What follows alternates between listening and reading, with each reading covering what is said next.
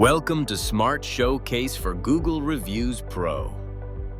In this video, we'll walk you through how to use the Gutenberg compatibility feature.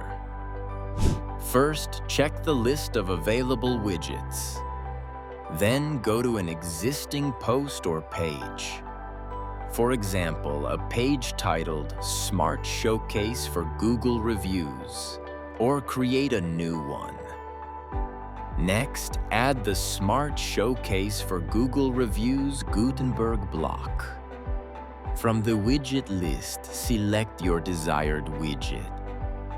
Finally, publish the page. After publishing the page, open it on the front end to see the Google reviews in action.